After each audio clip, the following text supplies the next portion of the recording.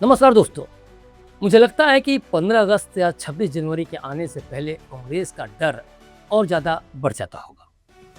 अब सोचिए, लाल किला पर झंडा फहराया जाता है, राहुल, सोनिया, प्रियंका, खड़गे कोई नहीं जाता। अपने मुख्यालय में झंडा फहराया जाता है तो वंदे मातरम बोलना या राष्ट्रगीत बजने पर सम्मान में खड़ा होना उन्हें राजनीतिक अपराध दिखता है। 15 अगस्त की ही बात है। आपने देखा होगा कि कैसे स्वतंत्रता दिवस के मौके पर दिल्ली के कांग्रेस मुख्यालय का एक वीडियो पूरे देश में आग की तरह अभी भी फैल रहा है। उस वीडियो में सोनिया गांधी और राहुल गांधी राष्ट्रगीत बजने के दौरान घबराए नजर आते हैं, जैसे कह रहे हो कि अरे ये कैसे बच गया, किसने बजा दिया, बुलाओ उसे। एक लोग सफाई पेश करने आते भी हैं।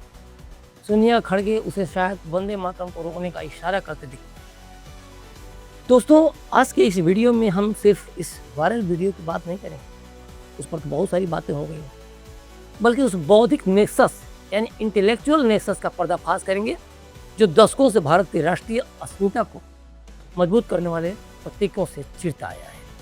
हम कांग्रेस मुख्यालय के इस वीडियो का असल सच और उसमें छिपी बॉडी लैंग्वेज के बारे में भी बताएंगे।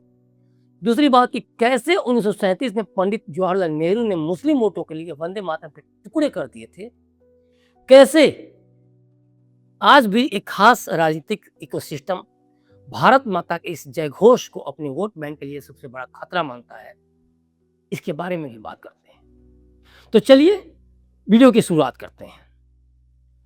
15 अगस्त को दिल्ली के कांग्रेस मुख्यालय में जब राष्ट्रगान के बाद अचानक राष्ट्रगीत वंदे मातरम गूंजने लगा तो वहाँ के माहौल को देखकर आप कभी नहीं कहेंगे कि वहाँ जो भी है उसकी हरकतें जिस तरह से हुई वो कभी भी देश के अस्मिता के लिए किसी भी मोर्चे पर लड़ सकता है।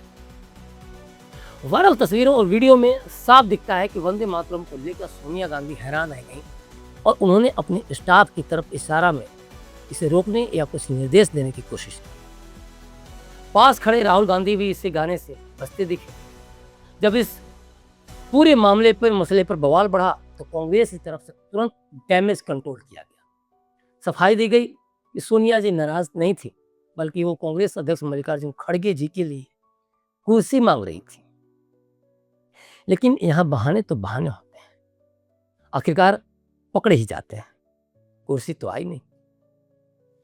कोई बताएगा कि देश का राष्ट्रगीत बजते समय जब हर नागरिक का संवैधानिक कर्तव्य है कि वो सावधान की मुद्रा में खड़ा रहे, तब कुर्सी मंगाना या अपनी टीम को कोई निर्देश देना राष्ट्रगीत का अपमान है या नहीं? क्या बचकाने बहाने हैं। इसी असहनशीलता की वजह से दिल्ली से लेकर मुंबई और बेंगलुरु तक पुलिस में शिकायतें दर्ज हो चुकी हैं और बीजेपी सड़कों पर उतरकर सोनिया गांधी से माफी की मांग कर रही है। और ये एक दिन की घटना नहीं है। कांग्रेस पार्टी और इसके टॉप लीडरशिप का इस गीत से असहज होने का इतिहास लगभग 100 साल पुराना है।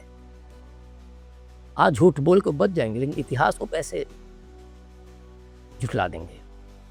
1905 में जब अंग्रेजों ने बंगाल का विभाजन किया तो बंकिम चंद्र चट्टोपाध्याय का लिखा वंदे मातरम को देश की आजादी का सबसे बड़ा हथियार बन गया। अंग्रेज इस नारे से इतना डरते थे कि इसे सरेआम गाने पर पाबंदी लगा दी गई थी। जो युवा इसे गाते उन पर लाठियां बरसाई जाती थी।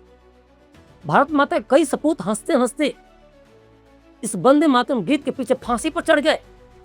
लेकिन जिस गीत ने देश को एक किया, उसे गीत को लेकर कांग्रेस के भीतर पहली बड़ी दरार 1923 के काकीनाडा अधिवेशन में आई। उस वक्त के कांग्रेस अध्यक्ष मौलाना मोहम्मद अली ने इसे गाने पर ऐतराज जताया और कहा कि इस्लाम में संगीत हराम है, इससे उनकी भावनाएं आहत होती हैं। हैरानी की बात यह थी कि अधिवेशन में उनके स्वागत के लिए जो ग्रैंड बैंड बाजा बजाया गया था उस पर उन्हें कोई ऐतराज नहीं था। यहीं से उस तुष्टिकरण का बीज बोया गया जो आज वृक्ष बन चुका है। दोस्तों, इसके बाद आता है साल 1937।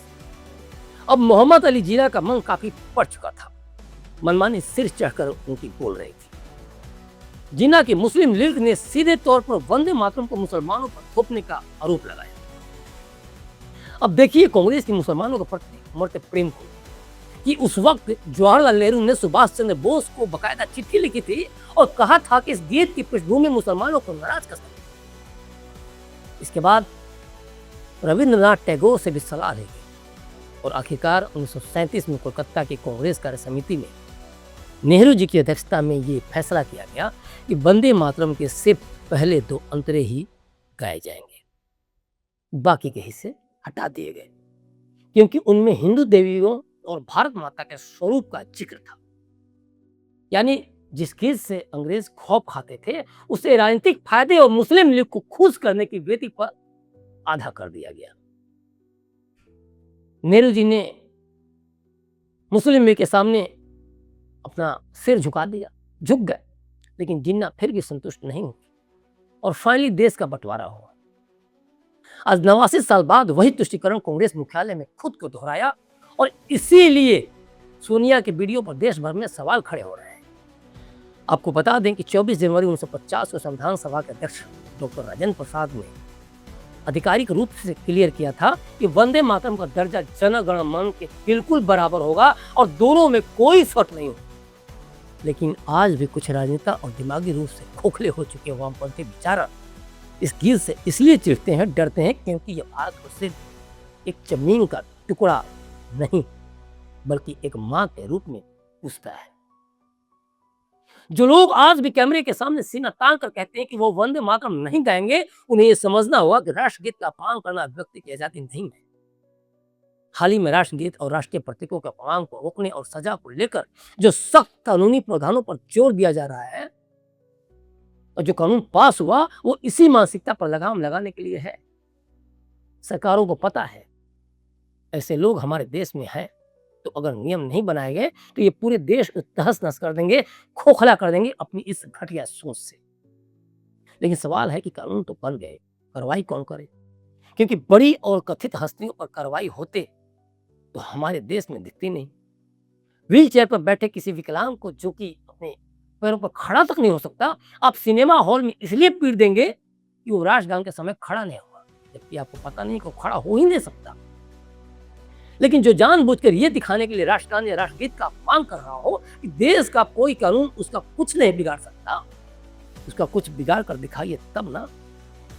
इमरान मसूद, मदन जैसे कांग्रेसी नेता डंके की चोट पर कहते हैं, उकसाते हैं कि जितना गाया उतना ही गाऊंगा, जो करना है कर लो, यही तो कहना चाह रहे हैं ना। तो फिर जब मनमौजी अपनी है, मनमानी अपनी है, तो वंदे मातरम कानून का क्या मतलब रह जाता है? वंदे मातरम भारत का प्राण है, कोई इसे गाए न गाए इसका गौरव कभी कम नहीं होगा। लेकिन जो लोग राजनीतिक कुंठा में इसका मांग करेंगे उन्हें सजा भी मिलनी चाहिए ताकि देश टूटने से बचा रहे। ये बात भी ध्यान में रखना होगा। बहरहाल आप इस पूरे वीडियो को लेकर क्या सोचते हैं हमें कमेंट बॉक्स में कमेंट करके जरूर बताएं और हमारे चैनल ONN को जरूर सब्सक्राइब करें। धन्यवाद।